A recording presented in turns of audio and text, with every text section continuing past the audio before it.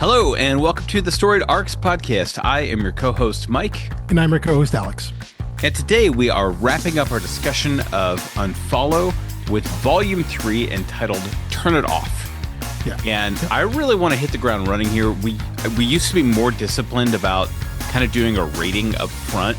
I don't necessarily want to return to that every single week. You know, I remember we were re-ranking, probably at my insistence, we were re-ranking our favorite Paper Girl trades as at the beginning went, of each episode for 6 episodes, which I like. I love that ranking. I hate when people ask me to rank things, but I like thinking through it because it forces me to weigh the pros and cons. But as we say all the time, endings are hard. Yeah. And I think especially for this length, your 2 to 4 trade comic is always you always wonder, once it goes past 2 trades and fewer than 10, you wonder how much notice did they have that they were ending. Yeah. Was it their choice to end at this amount of time? And I think you said you were going to do a little digging at the end of last episode. I didn't know if you were able to do that. It would have been good to ask you before we recorded. I did look. I wasn't able to really tell. I think it's particularly tough too when you have a book that is specifically 3 trades, because the way we think about story arcs, right, is set up. The first volume is going to be set up. Here's the world. Here's what's going on. Here's what's important. The second one is all the conflict, right? That's why the second movie. That's why Empire is so good. Because there's no resolution, and that's fine because there's a resolution coming at the end. But what that leaves you is your last volume has the burden of wrapping everything up. Right. And then there's a question of, I'm sure from the creator side, how much do you actually wrap up? What do you feel is important to wrap up? And does that translate to the reader in terms of what the reader is expecting or anticipating to be wrapped up? And obviously, I'm sure as a creator, you can't play that game. You can't create the book with the idea of, well, I think people are going to want this or expect this. You got to tell a story that you plan on telling, but it's still it makes that ending even harder. Versus, as you said, if you're going 8, 9, 10 trades or something like that, you got a long runway where you have time to wrap up story and start new story and wrap that up. And, you can go through cycles of stories when you're going that long. When you've got something that's as compact as this, 18 issues, your classic 6 issues per trade. It can be tough to come in for that final landing. So all that said, how do you think this did? How would you rate it against, I guess, itself in the first 2 volumes? But also, kind of where does this stack up for you in terms of genre comic book endings, but also perhaps, the summer of social media? How's this stack up against Hacktivist? I guess even Joyride was not part of the summer of social media, but it was only a few books ago for us. Was also three trades or just 2? That's just 2. That was just 2 trades. Yeah. I think given how the story ended and where some of the characters are, I get there's a year time jump between the end of volume 2 and volume 3. I feel like one extra trade, 6 more issues, could have helped the ending breathe a little more. I think this is one where a lot of stuff happens and you're playing catch up with a lot of the characters, which obviously is intentional. They want you, they're going to drop you back in and you got to pick up where people are. Obviously, we ended the last volume with Dave now being a warlord. And so the presumption is, obviously, he's now in charge of a private army. He's going to go after, the people that wronged him, specifically like Rubenstein and all that. But to all of a sudden be like, oh yeah, and by the way, Courtney's with him now. And they just kind of yada through that, and not that I want to spend that time with the other kind of nameless red shirt members of the 140. I don't want that, but I think a little more time maybe with what happened after Ravon and Preacher Deacon left the island, because when we meet back up with them, Deacon is back with Dave again. He's fighting with him, and Ravon isn't, And so we kind of yada through some of that stuff there. So I don't know if I needed that in the story, because none of that ends up being plot essential. But I think I think there's a way they maybe could have done it with one more volume. That's a little interstitial. You add a little more, and I don't if it's done well, I don't think it'd be considered like excess fat in this. I mean, there's a way where it could have been, obviously, but I would have liked to have seen what that effort is, and maybe in this case, I would have taken an issue or two of what seems like excess to get a little more fuller story at the end, to get a little more understanding of some of our main players, even if it's like posthumously like it is with like Akira. He gets one flashback issue story, which is 13, which is one of our guest artists. That was drawn by Simon Gain, colored by Jordi Belair. Although I'm looking at it now, I guess that could be Simone Gane. I don't know. I don't know if there are any accents there. And then the next issue 14, is Larry Farrell's backstory, which is drawn by Javier Pulido and colored by Munsta Vincente.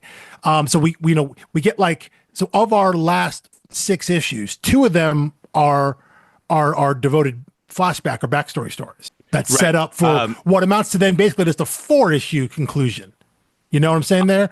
So well, that it's like if we played a drinking game, I could have told you there's going to be flashback issues. I of don't course. understand why people can't resist that. Yeah. But yeah, I mean, my thought was like there were a lot of nothing burger options for how to end this series, and of them, I think they took one of the best ones. Like, it's not a mind-blowing ending. It's not. It offers like a little more insight, but it basically comes down to a long form version of The Most Dangerous Game, which itself was a short story. Yeah. Which, I was reading about that before getting on. There are so many adaptations and references to that. Obviously, this is either not overt enough or not big enough to have made the Wikipedia list of being an official adaptation. That, and I don't know if the writers would have credited it, but the fact that what's the comment here? It says, okay, Clive Cussler wrote a book entitled Dragon, in which he mentions Richard Connell's The Most Dangerous Game, and it has a few long chapters where his Japanese manhunter emulates the story. It takes place on a small, isolated island and is strongly reminiscent of the Connell story. And I was like, oh, Dragon, that's pretty familiar. The island is obviously Most Dangerous Game. The rich man, there's only 2 people, the hunted and the hunter, and it's all about winning and yada, yada. So I'm like, it's very familiar themes, and they didn't really put a new spin on it. They just set it in a new setting. Yeah, and they wrapped around the idea of kind of total connectivity through our phones, through our technology, and what that says about people, and yeah, I guess I appreciate that they didn't. I mean, they took their swing, right? They're like, we're going to tell this story, we're going to end it this way. You're right. There are a lot of ways this could have gone. But there are a lot of worse ways this could have gone. There are plenty of ways. A lot of more boring, just kind of fizzled out ways, which I wouldn't say that about it. They committed to theirs. They're right. like, we're going to go this route, and like everybody's going to die. We're going to have 2 people left. We're going to have they went for the Tarantino ending, which was just pretty much big bloodbath. Everybody dies. Yeah. Everyone gets their comeuppance, basically. The problem was after the 2 flashback issues. The Akira backstory and then the I was gonna call it the Larry backstory, even though he's only partially in it. But it is the mythos of him. It's his villain origin story, basically. Right, his villain origin story. Mm-hmm. Yes, that's well said. After those issues, and then it kind of jumps ahead, and I was like, how was I so like on Dave's side? Like 3 issues ago, and now I don't care about anyone. Yeah, I'm not rooting for anyone. I agree. I have the case against everyone. Yeah. And perhaps that's the point they're trying to make about human nature.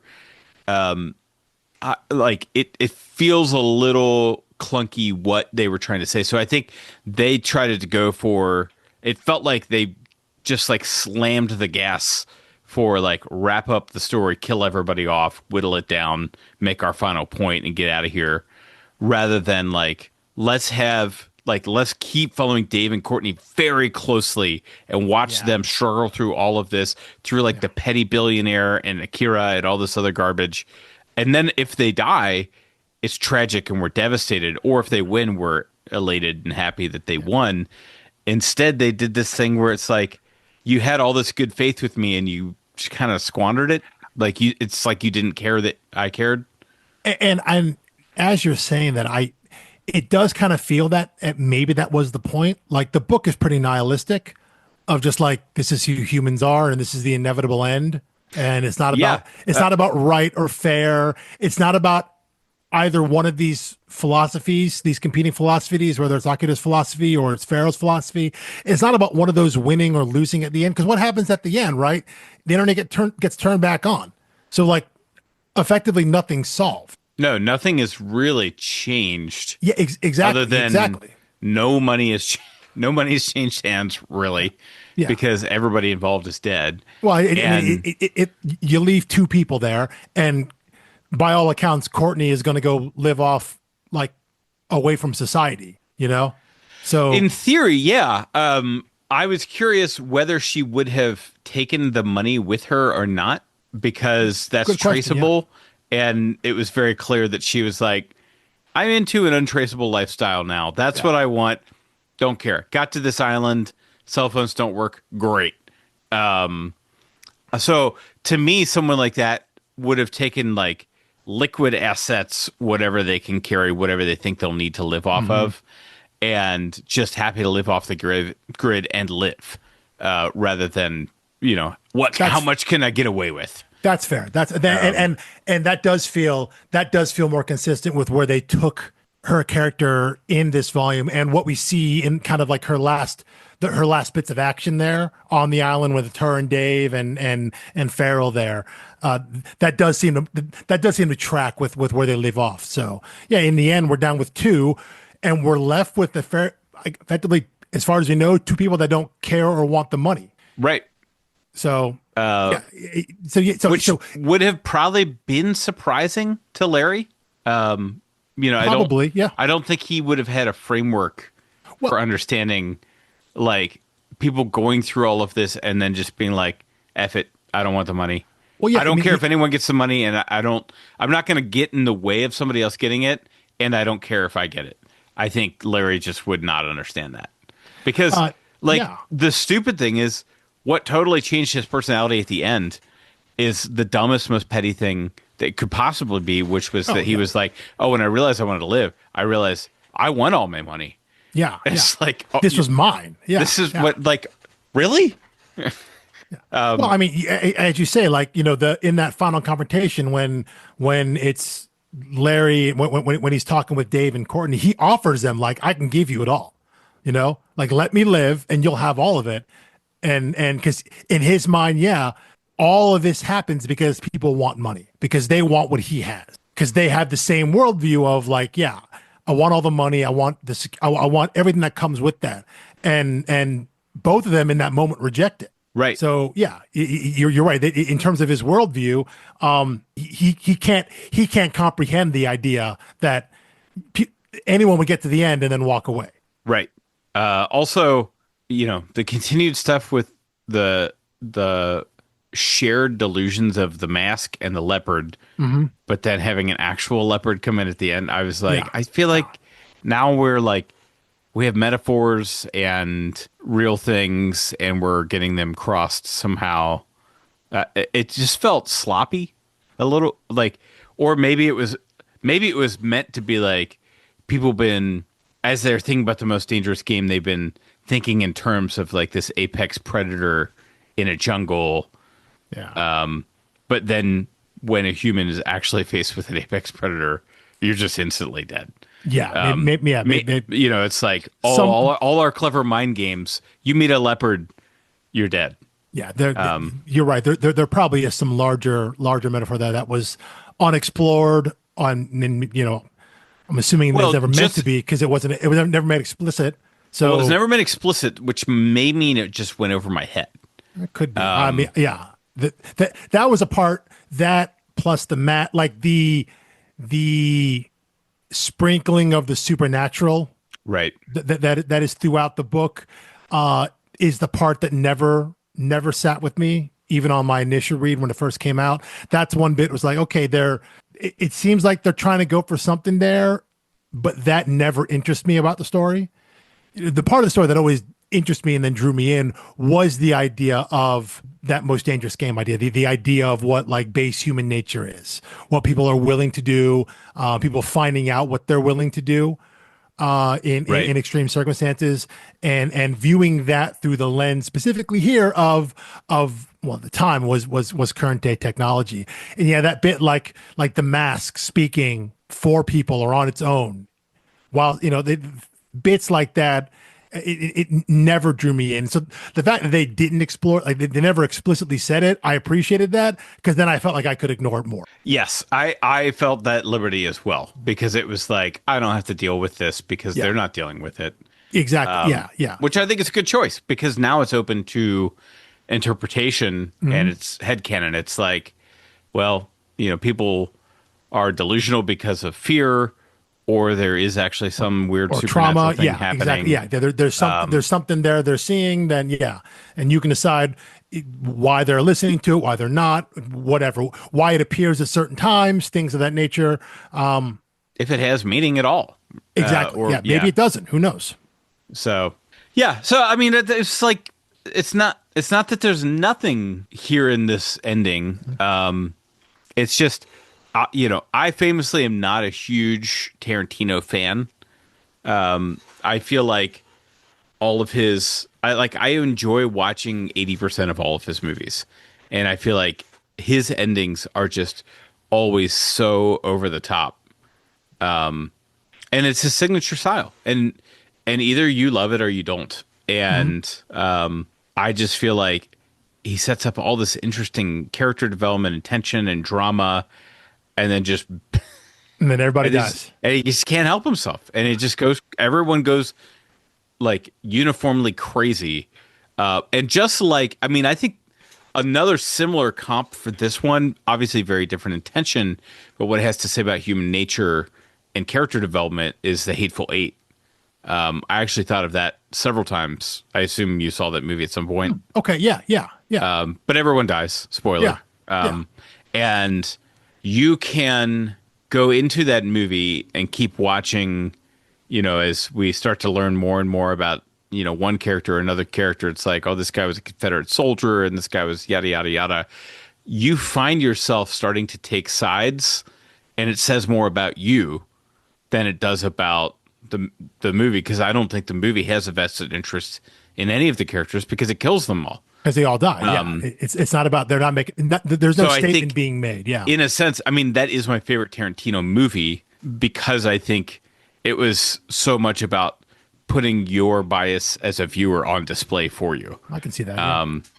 Yeah. Whereas like Django was this perfectly paced movie until it was just like, and I'm gonna go back again and shoot everybody, and same with countless others. Once Upon a Time in Hollywood was like, yeah, the shotgun and the pool, and at least it was slapstick and funny while it was doing it. But anyway, yeah. So I got a lot of like Tarantino-y comps from this, which was not the way it was tracking for me in the first two volumes. It definitely wasn't. Although, I mean, but if you were, there is definitely a way to read this where you're, as you're going along and you're seeing the number go down, there's a way to read it where in your head you're like, all right, well, like most of these folks are going to die. It's just maybe a matter of how and like when and in what circumstance. But like there conceivably was no real outcome where you're thinking like, yeah, there's going to be like 25 people left or like 2 dozen left. And Right. part of me is glad they didn't end at one. You don't have right. It's two, and one of the people is someone who probably appears on 8 panels throughout the entire book. Right. Yeah. That That's there's just true. like there's this whole separate other thing going on here, and yeah, they didn't end it with just the one person who's at the end of like I have all this money and I don't want it anymore. They went on a journey with it, but You know, And what I think I said this last time, and what I'm referring to, this is not, it's not my favorite ending, but it's certainly not the worst version. If a like dark horse candidate had come out of the yeah, remaining 40 in this yeah. volume and been Introduced a new the person, lone definitely. survivor, Yeah, that would suck. yeah, I mean, yeah. that would just be like, what did we read all of the Dave and Courtney stuff for? Or and if that person were like the one good person, quote Right. unquote good Yeah. If person, yeah, if it was a you know, nun. yeah, like the person ends up with the money is oh, this is the one virtuous person here who was left alive, and they and because then at that point the book is putting forth a very specific kind of message about humanity and society at that point, which I think is a much lesser book. So yeah, again, I appreciate the idea that they didn't do any of that. They stuck with the core characters, and yeah, just killed them all. And you end, like I said, pretty nihilistically. It ends pretty much like we went through all of that and we're basically back where we started, or at least we haven't. We went through all that and we actually didn't move anywhere. You know, like Right. we didn't even go forward and come back in a circle. Like we're just standing in place the whole time. Nothing has changed. There was a little blip in the world, but ultimately, when the book ends, we're in the same place where we started for everyone else in society. Yeah. Yeah. That that's basically all I have to say about it. Like I don't think well, okay, so a couple small things. When, with the push of a button, he takes out the whole internet. Yeah, yeah, That love that felt trope. It's very great. Love that trope. It's so 2015. ridiculous. Okay, but I what I was thinking of when I read it was the rage that some people had about Age of Ultron, like when they would say things like Ultron escaped into the internet. Mhm. Like I remember Jason and not Rosie, Jason and Mal on binge mode Marvel going ballistic, just like laughing at that. And I was like, I mean, that is like an actual thing that an AI could do if connected to the internet. And If you're making the leap to saying, AI existing, then yes, right. And if they're saying escaped into the internet as a shorthand of saying, like, duplicated themselves on multiple servers, yes, spread out, like, complete this is a disperse. very Yeah, real possible thing. yeah, And I think they're just making fun of the shorthand because it was like, yeah, technology, I'm sure that's possible. It's yeah, like saying mainframe, but I was like, I thought the critique of that was silly, whereas this I think actually is silly yes, yeah. because it's But like there yeah, isn't actually one switch anywhere that would yes, shut off all of yes, the internet. yes, Uh, yeah, and yeah. and to suggest that the internet, cell towers, and GPS satellites All are out. all one thing, Yeah. what? Those are No. different. Yeah. They're Yeah. different types of networks. Cell phones existed long before the internet. Yes. Yes. Yes. Um, It's why that is one of my favorite tropes because there's no way to make it make sense. exactly. There is no level in which where you can say that, yeah, by doing one thing, I'm going to shut down all global communications, in that manner. Effectively any wireless communication. Like that's just absurd. But I find it hilarious. That they lean into that and it's a thing and you just kind of have to accept it because that's kind of just the world they're presenting in this story. But I'm with you. Yeah, it's an absurd idea. But in the suspension of disbelief or that something like that is possible, I mean, it is interesting. It's an interesting look into the person that Larry Farrell has become, I think, because like if you were to actually do this in some way, let's just say this was actually possible and someone did it. For a person like Larry Farrell, his mindset, his motivation would have been like, we need to get people off their phones, right? We need to get them disconnected and get them back outside. And as he says, like, look up, experience nature, go outside, meet people IRL, things like that. But the actual dominoes of not having that level of connectivity, like go so far beyond the cell phone in your pocket, Right. like the world collapses. Like billions die in terms of things they can't get because of how our society has progressed to rely on these utilities, again, beyond just our addiction to our phones. That's what everyone thinks about when we think about the internet. We think about the fact that we're always connected, always online, and how much rot that is. And they're not wrong about that, but there's so much more going on in the world that relies on this, that if you were to do this to, like, I don't know, quote unquote, teach society a lesson like Larry Farrell's trying to do here, like, all you're doing is killing billions of people, like, if not instantly, pretty damn close to. Yeah. Yeah. Flights fall out of the air, hospitals shut down, like, everything goes away. Just because you're like, If you made me decide between instantly shutting off all cell phones, all internet, and GPS, like simultaneously without warning, and the damage that would cause, or choosing that or a Thanos snap, I have to think about it. Like, Sure. Yeah. like it might be, well, it's probably not close. I was gonna say it might be close, but in terms of, the number of people that would instantly be like cut off, like even if they're not in a plane that immediately crashes or hit by the plane that crashes, a lot of people's livelihood would be cut off. Yeah. Their ability to get basic things, like it would cause more death than it's. Yeah. For someone like Larry Farrell, it shows that level of short-sightedness. Like, I have all this power, I can shut the internet off. And again, if we accept that ridiculous premise, well, is that not the now famous motto, "Move fast and break things"? yes, of course. Like, Yes. Yeah. and it has actually the same result here back in a 2015 novel that it ended up having in Yeah. 2025. Which is, yeah.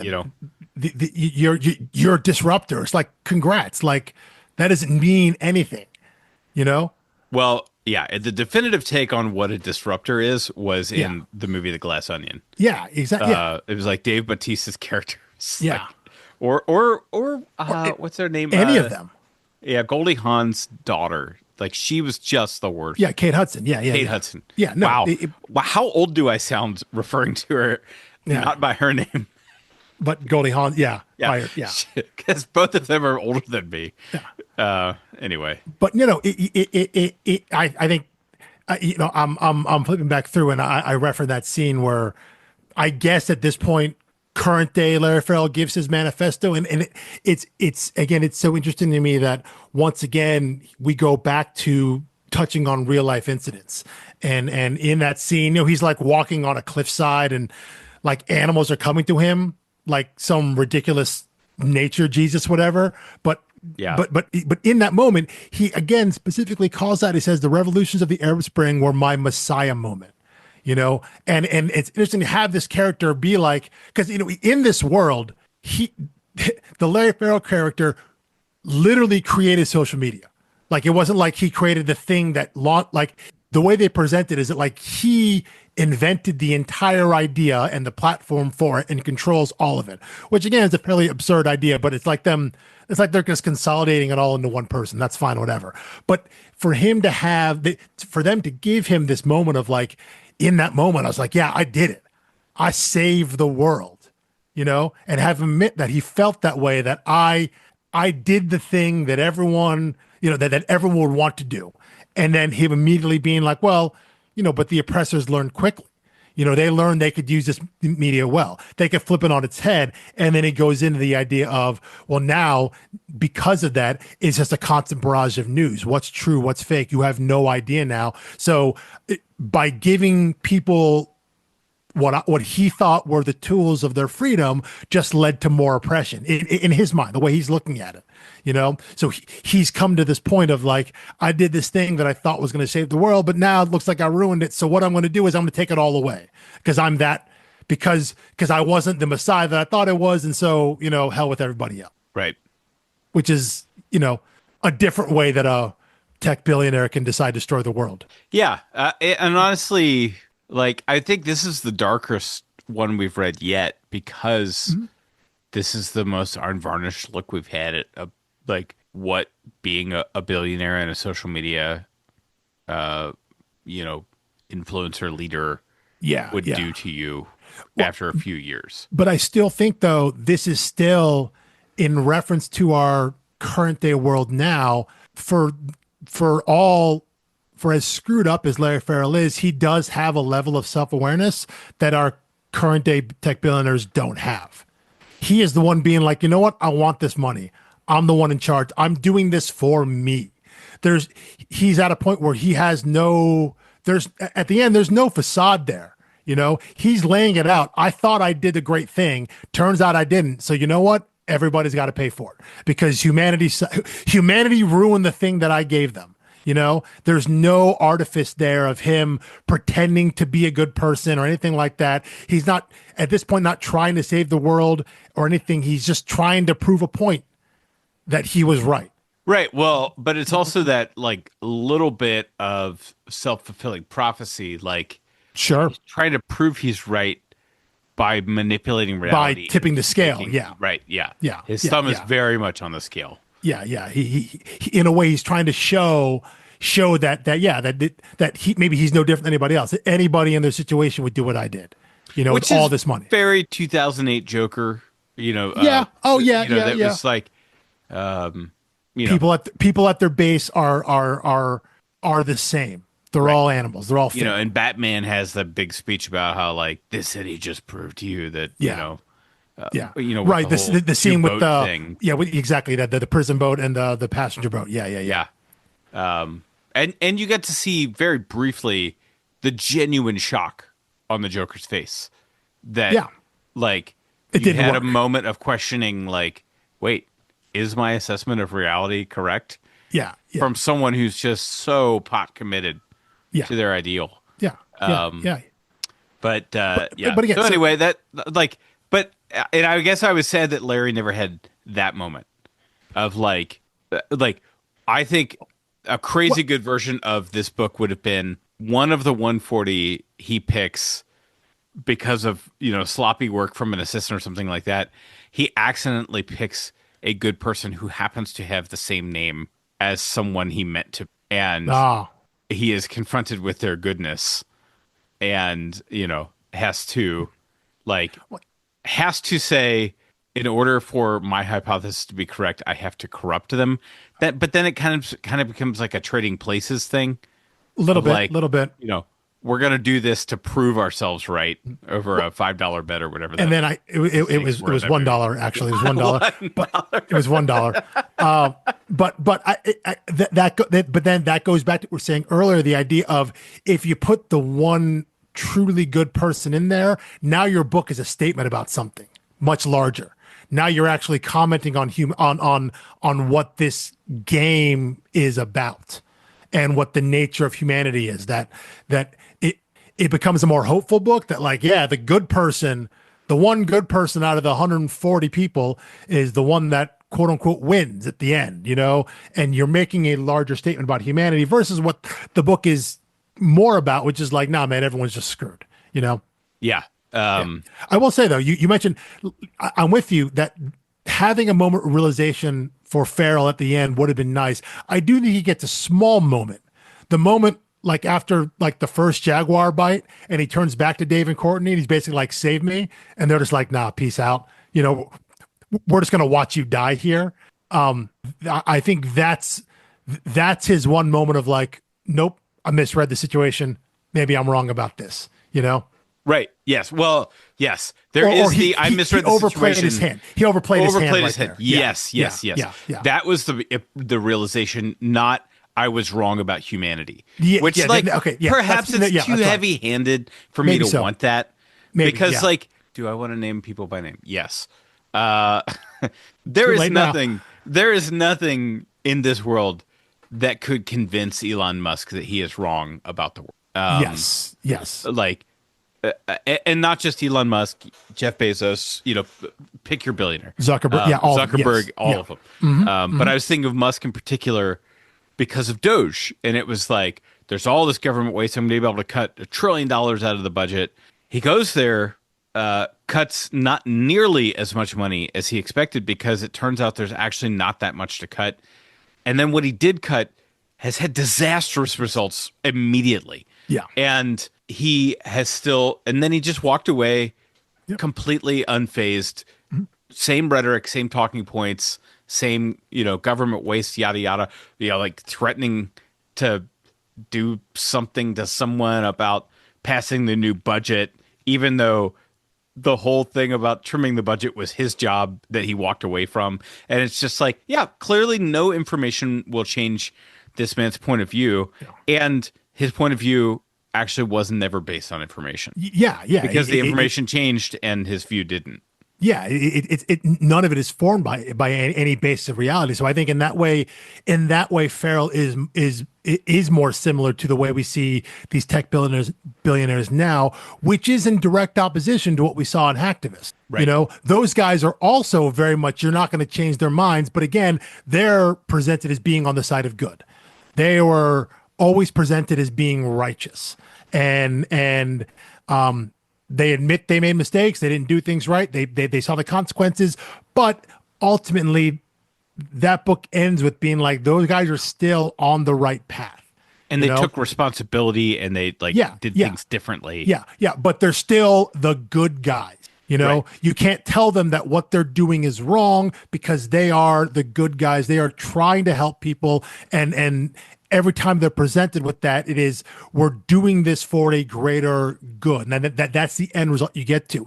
Here again, just a few years later, again, so volume 3 here, you know, the issues 13 through 18 that we're looking at in volume 3, November 2016 to April 2017, right? So in terms of like Rubicon's crossed, when this book was the first issues being written and then coming out, like we're crossing over to the 2016 general election in the States. So, and again, these are all, Rob Williams, Michael Dowling, these guys are all across the pond here. So they're looking in on us from the outside as we're going through what we're going through at this time period in the States. And not saying it's direct reflection on that or commentary on that, but it's like they have a better sense just a couple years later of who these people actually are and who they would turn out to be than a book like Hacktivist did. That came out slightly ahead and for a time period concurrent. And was endorsed by a social media startup founder. Well, yeah, because it was quasi based on him. So yeah, there's an influence there, but it's like how quickly that idea can fade. Maybe just when you're one step removed from it. You know, the fact that Jack Dorsey had influence, maybe not in the story, but simply by his presence, by simply existing, had an influence on that story, changes the way it looks at it. So maybe just having that one step removed, looking back on it, being like, nah, man, these guys aren't that great. And even then in 2016, 2017, I don't think we were thinking about those people in that way in terms of them being actively bad yet. I don't know if you can throw your memory back that time.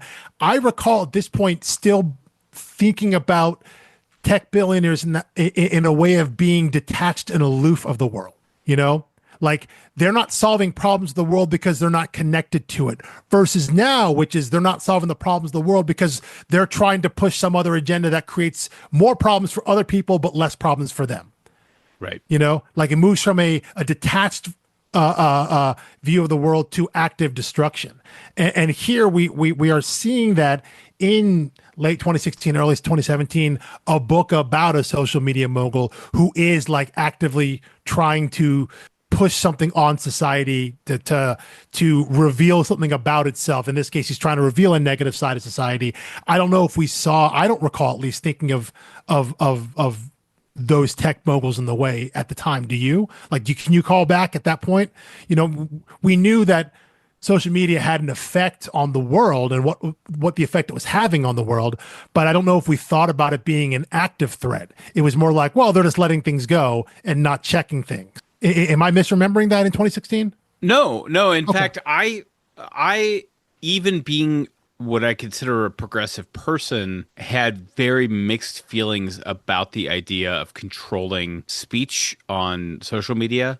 Yeah. Like I was like, if like how is this different than a pub? Yeah. Like, if I go into the brewery next to my house, grab a beer, and start spewing false information relating to an election, is the government going to send secret police in to stop me? Yeah. And if not, why would it do that online? Now the difference is one of those is like sneezing on someone on the subway, and the other one is like dropping a vial of Yeah. infectious disease Yeah. on a crowded subway. Well, but also, I think the flip side of that is too, the bar can throw you out. They're allowed to do that. True. So, Yeah. and the analog there is the social media app can throw you out. They can decide we don't want this here. Well, that's true, Not the but government. none of them wanted to be the No, enforcer of that. no, So they were always looking for exactly. a Yeah. scapegoat. They were looking for like, I actually think they wanted the government to rule more Yes. Oh, aggressively to yeah. say, regulate us so we don't have to One make the one decision hundred to be percent, unpopular. 100%, which is why what I was saying was that idea of they weren't the sense was they wanted to be removed from this. They wanted to be detached from it. They weren't my view was they weren't encouraging any of it. They just didn't want to be responsible for it. So someone else come in and take. Now we look at it and be like, well, no, this is what the site is now. They're encouraging this. You look at what Elon is and everything like that. Like that, they're fostering that environment now. In 2016, even as the role that the misinformation on Twitter and Facebook and things like that came, it more said to me of like your analogy of, yeah, it's just like it's an open forum. Anyone can say anything. And it's almost like they're letting natural selection weed it out, right? Oh, if it's really that bad, if no one believes in it, it'll just go away. Yes. When they Okay. could Yeah. have, I'm with you. when they could have had an active role in being like, no, we don't want this here. This isn't what this site should be for. Just like if you walk into a bar and start spewing a bunch of junk, the bar can be like, nah, man, you're 86, get out of here. And that is their right to do that. And the apps could have done that, but at the time they were letting it was a hands off the wheel thing. And then by Well, the time actually, anyone put back on, like the card crashed 14 times. well, and by the time they actually decided to do something with it, they were like, "Oh, pissed off people engage more, and Yes, engaging yeah. more sells more ads, Yeah. and more ads is more money, Rage and more farming. money is more stock Yep. value. So we actually don't want to regulate this. In fact, we're going to pump up, like once we figure out you're conservative, we're going to show you the most ridiculous liberal things we can." Yeah. Yeah. To trigger you into commenting and interacting with people that will make you interact more and more and more and more. Which that's where it gets pretty villainous and sinister. And again, Yeah. if you're like the middle manager at Meta or something, you're not necessarily thinking about the whole philosophical decision. You're thinking, my job is to increase engagement. This Yeah. increases engagement. Yeah. Someone above my pay grade needs to have the morality question, but no one is. Yes, no one- yeah. Everyone is reporting to the shareholders, but they are also the shareholders. So it's yeah, like I think Everyone's I'm waiting making for the someone case else to make the decision. against social media. I might accidentally be making such a large case that it's also the case against capitalism. But Yeah. I'm not. I'm not like the anti-capitalist. I'm just anti whatever run amok thing this is. Yeah. Yeah. Yeah. But again, this whatever social media is like is so far off the rails at this point. It is the oh, I don't think there's any savings social media. Like Yeah, I don't think probably, there's probably not. I mean, there's which is what it's either you're on it or you're off it. Like it's become a binary thing. There's no like, well, if we work at it, we can make it better. I know people try to do that. no. People that are maybe my more thing is optimistic. like, look, as soon as Blue Sky makes a ton of money, they're gonna make unpopular decisions. Yeah, and then there'll and be if they there'll become be another publicly alternative traded, from there. it'll just keep happening, and eventually, I just have to either opt out altogether or just put my foot down and say, you know what, I'm not moving to Storygraph. I'm not moving to Fable. I've been a Goodreads user longer than Amazon has, and I've got all my crap there. I'm just going to keep using it. Amazon ends up getting my money anyway, Which is what they have want. my Yeah. data anyway because I want to see the next season of Fallout. So, I'm gonna You are log my resigned books to your there. fate. You're resigned to your fate, which is exactly what. Well, I mean, that and to me, like, they know what kind of books I like, which helps them sell me more books. Yeah. I'm actually looking to buy more books all the time. Yeah. That's actually not the worst trade in the history of the world. Mhm. I would rather not, like I get recommendations from them. I'm like, oh, that looks good. First place I check is my local bookstore, my Yes. library. Yeah. It's like buying at Amazon is still a last resort, even if I got the recommendation from an Amazon curated thing. This is a little far downstream, but all this to say, we all live with some compromise in social media, Yeah. and I think there's even a compromise in being the person who opts out. Like I think like you are choosing to disconnect from the way humanity connects now. Yeah. Sure. Sure. Sure. And not in, I'm not saying everyone who does that is antisocial. Many of them have robust social lives and they connect with the people they want to. They have just chosen to make their reality smaller than the rest of us. And there's probably something profoundly healthy about that. But like, it's like, if you take that logic to its extreme, you're Amish, right? Yes. Yeah. Yeah. I mean, so it's like, it is a slippery slope argument to just wholesale cut off a new type of dough, a new type of technology, because it's like, well, if you're okay with that, then why are you so okay with this? That's what I was We gonna. actually, there's a philosopher who makes the case that, social, like every piece of technology causes a decline in social interaction. And he goes all the way back to washing machines because he said, like, as soon as you got a washing machine in your house, where did you stop doing laundry? Your backyard with your neighbors. Like your neighbor, they're doing it at the same time. You're interacting. It was a social activity. You're out there washing in a bucket, hanging on a line. As soon as you get a machine to do it inside your house, it's like, Or bam, there goes an hour of social interaction every day. even going to a laundromat or something like Or that. going to a laundromat, Yeah. right? Yeah. Yeah. A communal space. Yeah. Yeah. Yeah. Yeah. Yeah, and so it's that classic, Robert Putnam bowling alone. We moved from the front porch to the backyard, and all of that stuff. But every piece of technology cost us something social. The great promise of social media was that it was the first piece of technology that would connect us.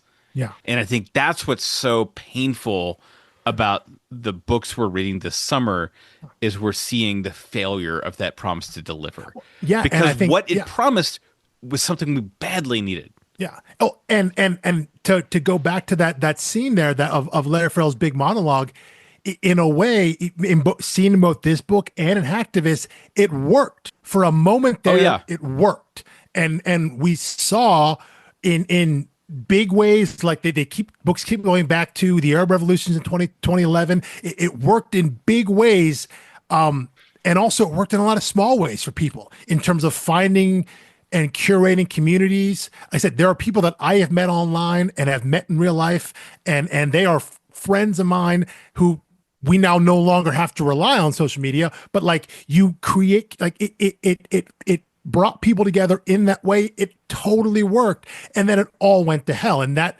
is and. It would happen so quickly, and that cycle is going to happen more quickly now. But that I think is the root of it to me is that it wasn't just the promise of something. We were shown what it was. It was never just an ideal. It was never just a pie in That's the sky true. Yeah, thing. we got a brief taste of it, and Yeah, now it's soured exactly. me on everything We- because I'm we like, got- here's we got the to the cycle mountaintop. of every new thing is like Yeah. they Yeah. come up with a new thing, they find a way to do it. It's like this is even I was just thinking about this over the weekend, probably because I was reading this book, but I was like, when I was in high school, it was easier to learn how to play guitar than it was if you grew up in the 80s. In the 80s, you had cassette players, and if you wanted to slow something down and to listen, you would, which actually changes the pitch, and you had have to adjust your learning. Now, it created some really great guitarists. When I was growing up, we had the internet, and people would open source these websites, and you could search like Green Day tabs, and someone would have written out the tablature, which is what guitarists use, Yeah. and it was free. And the other day, I tried to look up tabs for something, and all of those sites have switched to a subscription model. Of course where they you need have. your app, and all of it's community uploaded. Like, and they're not paying the people who uploaded and created the things. You're paying to view it on their proprietary system. Yeah. And it's just like, how was this simple thing ruined by money? Yeah. Like Yeah. it was just people sharing with other people, and they weren't always accurate. Just like all things of Sure. free sharing, but this money that they're taking from it now is not a value add. You could still get inaccurate things from it. You just now do it through their app, and it's just Yeah. like everything has an app, and like I am so tired of saying to you know every restaurant and everything like, no, I'm sorry, I'm not getting your app. If we could all agree to have one shared app that you're all using Square, like just use the Square app. Let me like have different check-in points in Square. I'll download one app, but I'm not downloading a Jimmy John's app. Why would I The do that? Subway app, That's the insane. the The Jersey Smoothie Mike's King app. app, yeah. Yeah. I just don't need all of this, and I know what you get out of it, which is lots of data and sharing that you should not need for Yeah. selling me a sandwich once a month. Yeah. Yeah. Um, Yeah. Yeah. so You don't anyway, need you don't need my biometrics to get a burrito, man. It's just a burrito, you know. it depends on the place. Some of That's them legally might need to check your they biometrics might. after consuming said burrito, but I don't even know if Taco Bell has an app. Surely they do. Of course, no, every major fast food, yeah, absolutely. Even the small fast food, everyone has their own dedicated app because they all have some sort of reward system, right? To Yeah, no, incentivize you using it. the thing that made me want to vomit was one time I was like in a church, and I've never been to like mega churches. Like I'm into like smaller, more traditional veins of things, and they were like, "Yeah, we're talking about getting an app." I'm like, "There's 110 people here. It- like, why? Why? What are you doing? Like, we come here once a week. We can all learn each other's names. There's literally no need for an app." Open your app up and you don't have to flip through your hymnal now, right? It's just you open up Well, I think the it was more like, here's a directory, like you can find people's addresses and names. And I'm like, if I like them, I can connect with them on social media, or they're sitting next to me. I could like, I mean, I was or like I could talk to visiting, the person. right? I was visiting, and they were like encouraging visitors to download this. I was like, no, I was like, I wouldn't do that if I was the founding pastor of this church. I'm certainly not doing it as a one-time visitor. Um, so, That's and it's wild. like, and it makes sense to me when the You know big what though? box churches do that. It's like they got 20,000 people or whatever to keep track of, and their whole thing is basically, Ponzi trying to think scheme. of, yes, yeah, yeah. I was like, that's what apps are built for, Yeah, and yeah, and that fits that yeah. really well. Um, Those apps have in-app purchases for something there. Yeah, but I oh mean, my gosh, yeah, yeah, of course they do. And the wild thing is though, like in-app indulgences from the Catholic Church app. just the wild thing is, as you were telling that story and you said this church's going to have an app, my first response wasn't like, that's ridiculous. I can't believe that. My first response was, oh God, of course they wouldn't do, which Yeah, is, well, I was like, like, I thought you were like, going to say they don't have an app already. yeah, How are they a legal entity? my response wasn't one of incredulity of like a church has an app. It was just like, oh God, of course they do. It was just this resignation of like, yeah, that's the society. It's like, this that's is the where we've one come. place you're supposed to be able to get like in-person Yeah. community still. Yeah, yeah, yeah. But of course, yeah. they all like stream online services now too, which Of is like, course. it's just like, I think you really don't get what you're doing here. Yeah, yeah. It even made me like Seems a little antithetical to the idea of fellowship, right?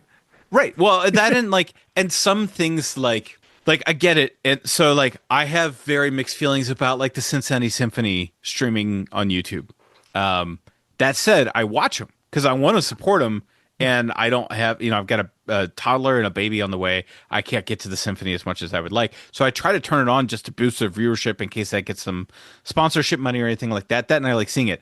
But to suggest like, how you can be engaged with classical music from this world-class symphony on your TV speaker, it's like being in that room. Like that is the experience of classical music.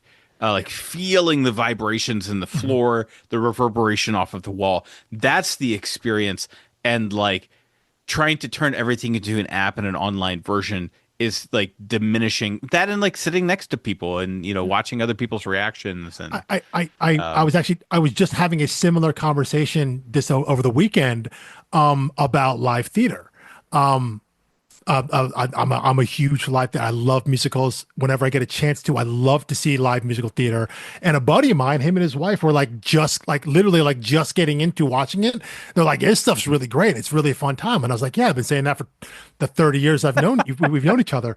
But we Well, were and I talking. think, let me say, I think that's why I famously don't like musicals, is because I'm always watching like the made for movie adaptation or some Well, garbage like that. yes, And it's and famously a but terrible way to watch the medium. this is what I was going to say. There's a difference between a musical that is adapted for a movie or film versus a pro shot live show. You know, and I Right. am someone that I would love to see more pro shot live shows because there's something about seeing the staging and all that stuff that is specific to that art form. But it's the exact same thing you were saying about streaming the symphony orchestra. There's something about being in the theater for those moments. There's something about the live experience, and if you can just get that at home, you aren't getting the same experience. And now, for me, as someone who enjoys this stuff, I just want to see it because I can't get to the shows, and whenever I can, I'm going anyway. You know, I don't care that I've seen it. If I get a chance to see a show in town or nearby, or even out of town, if I'm visiting somewhere, I'm going to go do it. So they have my money already, but like I'm just one person. If you can tell me that you can get pro shot shows, the fear is always that people aren't going to go to the theater for that. And I think that's a real fear, but at the same time you're like, well, if we do this, we can make more money off it potentially because a lot of people can't get to the theater. So there's a trade-off from their idea of accessibility and potential, I don't know about profitability, but at least some level of capitalism to it, Right. versus the idea of what's being lost in the transfer of not being in the theater, in the space as it's happening.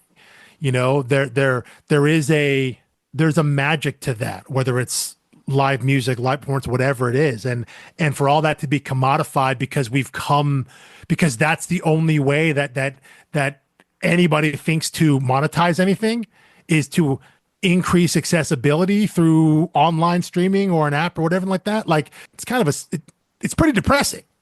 But at the Yeah. same time, I get it though. I understand why they're doing it, but it's also very depressing.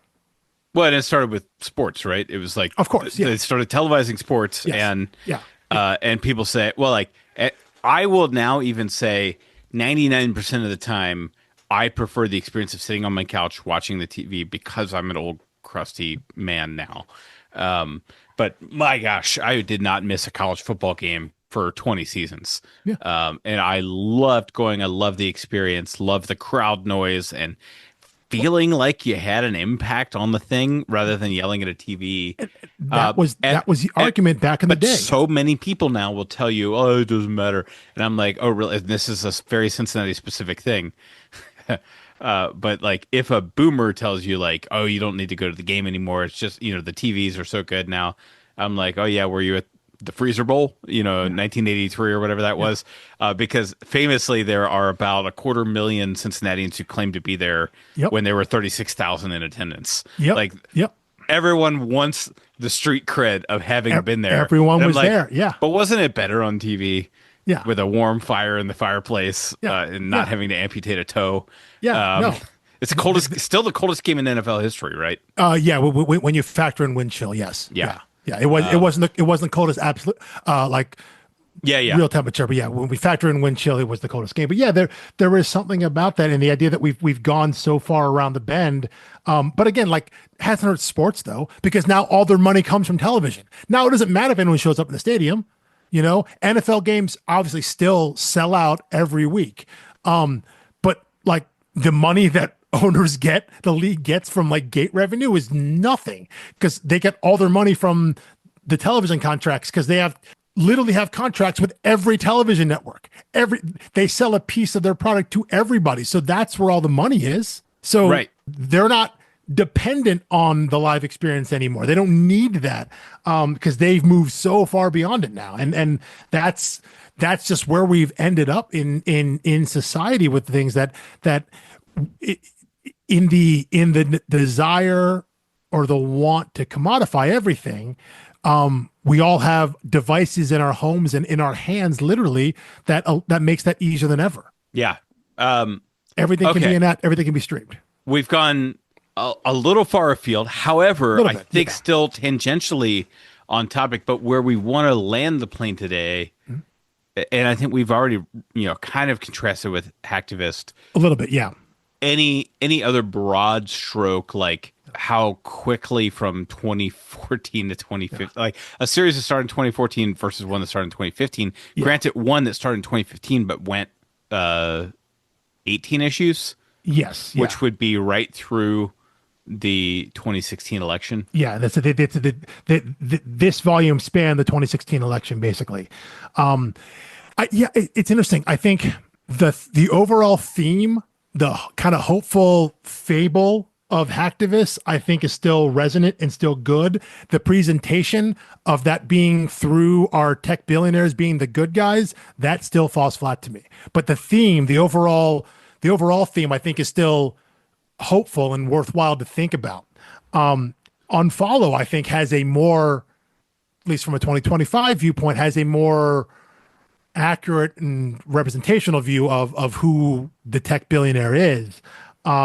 But like it's ultimately just like so nihilistic that like it, they're not explicitly saying there's basically no hope for humanity, but they're basically saying like we're screwed. Like we like as we talked about, like at the end of the book, humanity, society's in the same place. Like no one's learned any lessons, nothing's been taught. You know, Yeah, it was an episode of Seinfeld. yeah, Like, there's no group everything's hug. No one yeah, learned anything. No yeah. one gains any character development. It's a clean Society reset at the end of every episode. Society isn't changed. No one has moralized and made a grand big speech about anything. You know, real quick, actually, one thing we didn't even talk about, which I think is a weird. It's one of the more prophetic things about this book that I just realized I skipped past in my notes. The eerie, strange Akira AI, not AI thing. Like Yeah, the mean, there were some pre-recorded prescient quasi AI. things here. Yeah, there was. And I think cutting edge progressive now, like they use the term LGBT uh, Q. Q, LGBTQ, yes, Yeah. which like all of those letters together have existed since the early 2000s, but I don't think they were in the broad consciousness until post Black Lives Matter. And Black Lives Matter was emphatically nationally endorsing trans rights, things like that. Yeah, I mean, I maybe it depends what circles you ran in. I mean, but yeah, I think yes, maybe right. larger Like, societal thing, maybe so, maybe like so. I don't think Fox News was complaining about those things in 2012, Yeah, even though it I had friends that were in the queer community as far back as 2006 yeah. and 7. I well, But they were very underrepresented, marginalized. Well, they're still very marginalized, but I would say maybe I would agree with you in that because the idea, I think back then it was simply called gay rights. That was the right. framing. But I think universities were starting to use like LGBTQ as the Yeah. shorthand on the books. Like that was their AI policy. plus, yeah. That But maybe you're right. Maybe you're right. people But in vernacular, it yeah, was like maybe gay maybe you're rights. right. Maybe you're right. Even though that was not a good moniker to describe, my friends' journeys at the time. Yes, yeah. But it was closer than what it had been. That's a very much a baby step process in terms of having a better understanding of the all potential issues there. But you're right. I mean, that may not have been a term that a lot of people would have seen. Or that's a term that easily could have wildly varying mileage for readership when they read it. Some people Right. may have read that and been like, knew exactly what that was. Some people may have been like, oh, I've heard about that. Well, you Or could I've seen probably it before. guess. I Yeah, think yeah, the LGB was yeah, like the first three, and then yeah, T was, and then Q yeah. was added. So like I watched those grow over time. However, I was very pleased that that has been in popular media for 10 years now. Yeah, And I was a at little least, yeah. surprised. Yes, at least. Yeah. So I was pleasantly surprised. That being said, these guys are British, right? Yes. And I Yeah. think they're just socially ahead of America. Maybe so. Maybe so. Maybe so. Maybe. But Yeah. but yeah. but I do want to go back to this idea of this response, like this like quasi AI thing that they set up, Yes, because yeah. they make it a point to say that he Well, recorded a it's bunch of messages. transhumanism, right? I Yeah, mean, well, it's yeah, like yeah, or yeah, or the appearance of transhumanism. And, yeah. like, I don't But think he actually had real time syncs on his brain. no, Like up until the moment he died and uploaded his whole consciousness. I think it was no. an AI model built off of Well, his but what musings, they which was the idealized version of himself in his own Well, mind, what they not say his is that actual self. he recorded just a bunch of standard messages that then all their tech wizards could use, blend together, and then you know subtly shift to respond to someone's name, to make it seem like it's speaking, which is the things that we've been seeing in terms of like deep fake videos and I was gonna say, yeah, it was basically respeecher and deep things like fake that. Akira. Yeah. And that is one of those things that I think you look back on now and you're like, well, crap, that's another one of those things that's become prescient in all the wrong ways. You know, a book that's predicted the future, but only predicted the bad things about it. And seeing it used in this way to manipulate, in a cult setting, basically. That's what Akira has in what he intended to ascend himself to be. This Messiah cult figure that could he wrote the future, he saw the future, and all this. That is something I think is far more chilling now, and maybe the most chilling part of this book, reading it in 2025, because we're far enough away from our understanding of what Facebook and Twitter are, right? Like we're no longer shocked by those things being terrible. So seeing Right. it play horribly in a book now maybe is a little passe, but that AI bit, that just that little bit of people talking to the screen and having it respond back in Akira's voice, that I think plays much different now than it did 10 years ago when this book was coming out. I think that's the big thing, and maybe the thing that I don't know if Williams and Dowling even thought about how prescient that would be, or how prescient it's become.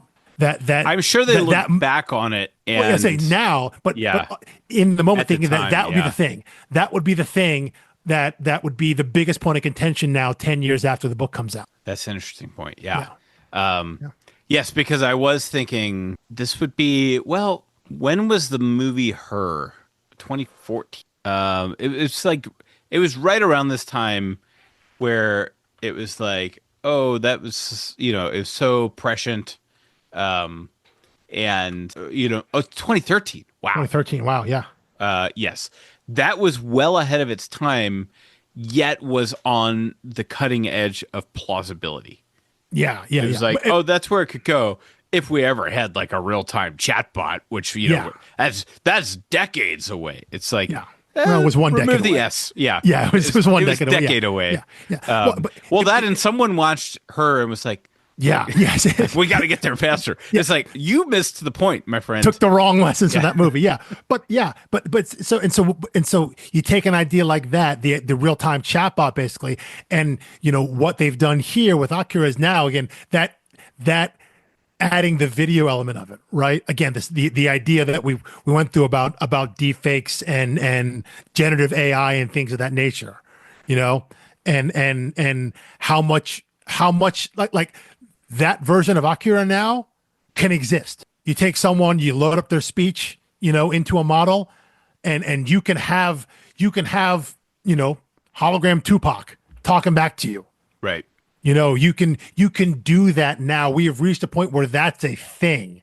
And when this book was coming out, even that I think was still on the periphery of like, oh, that's creepy as hell. Hope I never get there. Oops. Yeah. Got there within a decade. Yeah. All the worst parts of these tech books have come true. Which is none of the optimistic parts. Yeah. And that's the part looking back in terms of like what ages well. It's like, well, very little ages well, unless you're talking about aging accurately. Right. A lot of it aged accurately. But yeah, they're all the bad things. The things that aged poorly were any of the positivity, any of the hopefulness, any of the idealism. none of that stuff made it through. Any little bit that was in this book, all of it that was in Hacktivist, like none of that stuff carries through a decade later. And I think we're going to start seeing that as we, mini preview for our next books here. We're jumping into the, ahead a little bit of years into the 2020s. So that idea of a hopeful book about tech, I mean, those are fairy tales now, right? If someone Right. were to Well, write one now now, it's just about everyone guessing how it's going to go wrong how it's going next. to end. Right. Yeah. It's like, yeah. And I never Well, finished reading, and I never watched the movie The Circle by Dave Egger. oh yeah, no, I never Like I started reading the book and thought it was interesting because I saw the movies coming out. And I was like, hey, the movie is like, it's like Emma Watson and Tom Hanks. Tom Like I Hanks, love John these people. Boyega. Yeah, a lot And of then people. I saw the review was like Well, a 13% pretty on Rotten Tomatoes, and I pretty was like, harsh. you know what? I'm probably not going to finish this book. There's a lot of other better books out there. Actually, I think the book is supposed to be phenomenal. And Well, but I I think just I wouldn't have been able to resist watching the movie if I had finished the book. It's the yeah, completionist, of course, I'm with you there. But no, deeply you're flawed right. in Any my books now psyche. any stories now are about jumping to the end, and it's funny, it's like a previous book we covered that we've mentioned a couple of times that fits into this theme is Mimetic, Jamestown and the Fourth, and Eric Donovan's book, the first in their apocalyptic trilogy, centralizes around the idea of a meme that ends the world, Yeah. and that's obviously the so far extreme. When that came out in 2013, I think it was. So that would have been the earliest book in our timeline of social media stories, if it were part of this theme here. But yeah, the idea of that's what the books are now is thinking about how all this ends. None of it's never depicted now as a way to save the world, because like that ship is so far sailed. Social media technology now is only seen about how this can bring about our end. It's like we've Right. just gone back to the Terminator. Technology is just the end of things. It's never going to be the savior. And I don't know if we can ever get back to that again. It'd be great if we could, but all sci-fi is Black Mirror now. It's how all things go wrong.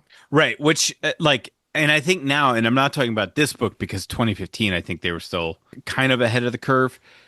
Sure.